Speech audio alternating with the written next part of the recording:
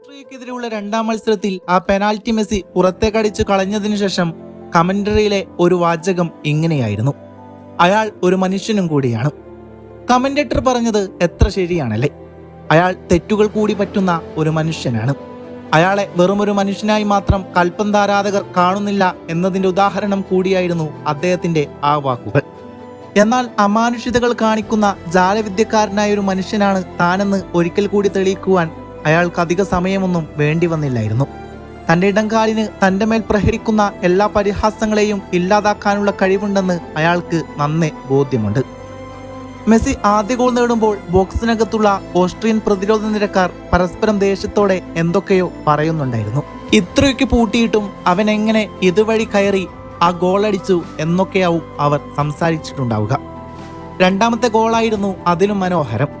പന്തിനെ വിടാതെ പിന്തുടരുന്ന ഒരു പൂച്ചക്കുഞ്ഞിനെ പോലെ അയാൾ പന്തിന് പിറകെ ഓടിയും തിരിഞ്ഞും മറിഞ്ഞും എല്ലാം കളിച്ച് തൊടുത്തുവിട്ട ആ വണ്ടർ ഗോൾ.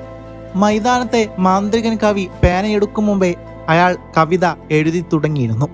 പന്ത് അയാളുടെ കാൽച്ചുവട്ടിലെത്തുമ്പോൾ അതൊരു കളിപ്പാട്ടം മാത്രമല്ല, അയാളുടെ വിരലുകളോട് സംസാരിക്കുന്ന ഒരു പ്രണയിനെ പോലെ തന്നെയായിരുന്നു. വലകുലുങ്ങിയ നിമിഷം കാറ്റിന്റെ വേഗതയും പ്രതിരോധത്തിന്റെ കോട്ടകളെയും ഒരു പുഞ്ചിരി കൊണ്ട് അയാൾ നിഷ്പ്രഭമാക്കി. ഒരു മാന്ത്രിക വടി ചലിപ്പിക്കും പോലെ അയാൾ പായിച്ച പന്ത് വലയെ ചുംബിക്കുമ്പോൾ മൈതാനം മുഴുവൻ 1000 കടലായി ഇരുമ്പി. അതെ, അയാളുടെ പേരാണ് ലിയോണൽ ആന്ദ്രാസ് മെസ്സി. ഇന്ന് അയാൾക്ക് 39 വയസ്സ് തികയുകയാണ്. പക്ഷേ ആ കളി കണ്ടാൽ ആർക്കെങ്കിലും തോന്നുമോ അയാൾക്ക് 35 വയസ്സാണെന്ന്? ഒരു യുവതാരം കാഴ്ചവെക്കുന്ന അതേ വേഗതയും അതേ കളിമികവും ഇന്നയാൾ പുലർത്തുന്നുണ്ട്. സത്യം പറഞ്ഞാൽ ഒരു യുവതാരം കളിക്കുന്ന അതേ കളിരീതി തന്നെയാണ് മെസ്സി ഇന്നും കാഴ്ചവെക്കുന്നത്. അതുകൊണ്ടാണ് ഞാൻ പറഞ്ഞത്, അയാൾക്ക് 39 വയസ്സാണെന്ന് പറഞ്ഞാൽ ആരെങ്കിലും വിശ്വസിക്കുമോ?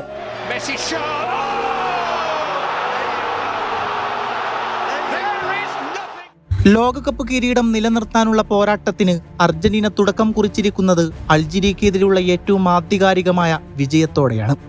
മെസ്സി എന്ന പേര് കേൾക്കുമ്പോൾ തന്നെ ഫുട്ബോളിന്റെ സൗന്ദര്യമാണ് മനസ്സിലേക്ക് ഓടിയെത്തുന്നത്. അൾജീരിയക്കെതിരെയുള്ള മത്സരത്തിൽ അത് വീണ്ടൊരിക്കൽ കൂടി ലോകം കണ്ടു. സ്കോർ ബോർഡിൽ അർജന്റീനയുടെ 3-0 വിജയമാണ് രേഖപ്പെടുത്തിയിരിക്കുന്നത്.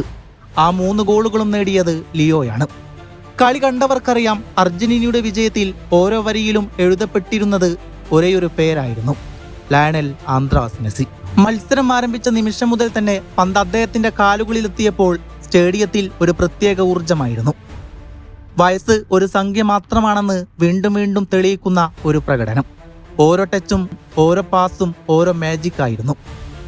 ഫുട്ബോൾ കളിക്കാരൻ എന്നതിലുപരി ഫുട്ബോൾ എന്ന കലയിൽ ജീവിച്ചിരിക്കുന്ന ഒരേയൊരു അത്ഭുത കലാകാരനാണ് മെസ്സി എന്ന് വീണ്ടും മനസ്സിലാക്കിയ ഒരു രാത്രി.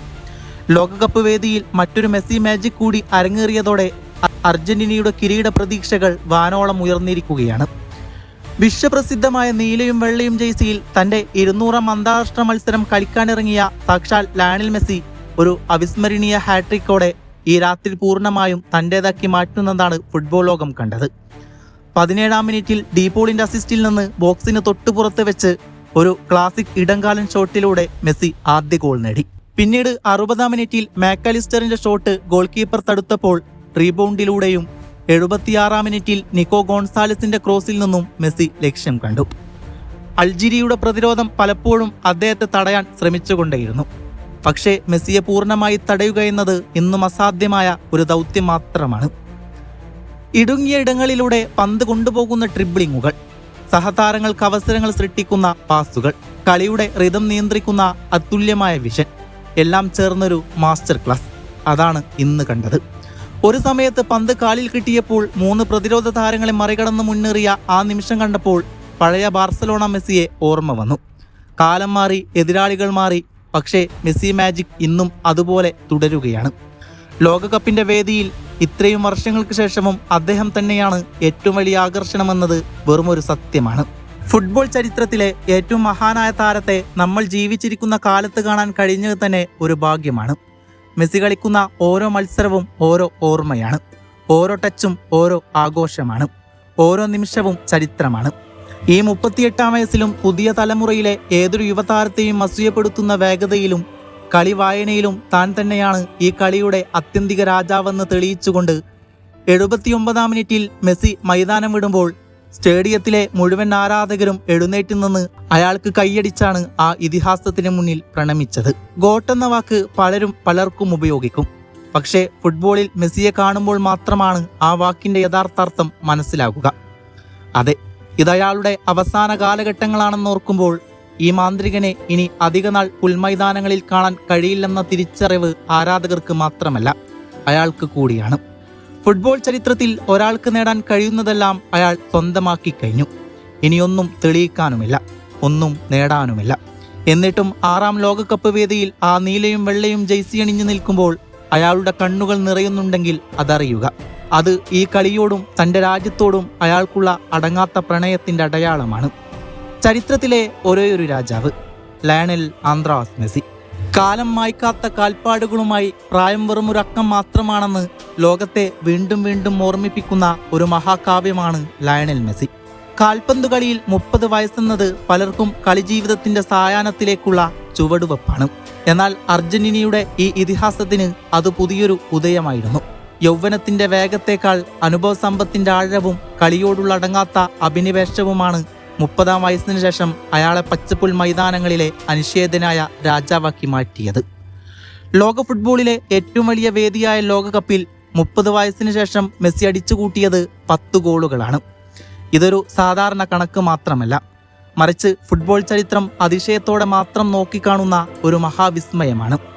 കാലം അയാൾക്ക് മുമ്പിൽ വഴിമാറി നിൽക്കുകയും അയാളുടെ ഇടംകാലിലെ മാന്ത്രികതയ്ക്ക് കൂടുതൽ മൂർച്ചയേകുകയും ചെയ്തതിൻ്റെ നേർചിത്രമാണ് ഈ 10 ഗോളുകൾ. ഈ നേട്ടത്തിന്റെ വ്യാപ്തി മനസ്സിലാക്കണമെങ്കിൽ ലോകം വാഴ്ത്തുന്ന മറ്റു ഇതിഹാസങ്ങളിലേക്ക് കൂടി നമ്മൾ കണ്ണോടിക്കണം. അർജന്റീനയുടെ തന്നെ ഫുട്ബോൾ ദൈവമായ സാക്ഷാൽ ഡീഗോ മറഡോണ, തലമുറകളെ വിസ്മയിപ്പിച്ച ബ്രസീലിയൻ താരങ്ങളായ നെയ്മർ, റിവാൾഡോ, ഫ്രഞ്ച് ഇതിഹാസ താരം തിയറി ഹെൻറി, ഇംഗ്ലണ്ടിന്റെ ഗോൾ വേട്ടക്കാരൻ ഹാരി കെയ്ൻ, എന്തിന് മെസ്സിയുടെ കരിയറിലെ ഏറ്റവും വലിയ സമാന്തരമായ സാക്ഷാൽ ക്രിസ്ത്യാനോ റൊണാൾഡോക്ക് പോലും തങ്ങളുടെ മുഴുവൻ ലോകകപ്പ് കരിയറിലും നേടിയ ആകെ ഗോളുകളുടെ എണ്ണത്തേക്കാൾ കൂടുതലാണ് 30 വയസ്സിന് ശേഷം ലയണൽ മെസ്സി മാത്രം സ്വന്തമാക്കിയത്. അത്രമേൽ അവിശ്വസനീയമാണ് ഈ ഇതിഹാസത്തിന്റെ കുതിപ്പ്. 1-2 ലോകകപ്പുകൾ കൊണ്ട് തീർന്നു പോകുന്നതല്ല, മറിച്ച് ദശാബ്ദങ്ങളോളം നീണ്ടു നിൽക്കുന്ന ഒരു ഇതിഹാസത്തിന്റെ അക്ഷീണമായ പ്രയാണമാണിത്. പ്രതിഭയോടൊപ്പം കഠിനാധ്വാനവും സമർപ്പണവും ചേരുമ്പോൾ പ്രായത്തിന് തോൽവി സമ്മതിക്കേണ്ടി വരുമെന്ന് മെസ്സി ലോകത്തിന് മുമ്പിൽ കാണിച്ചു തരുന്നു.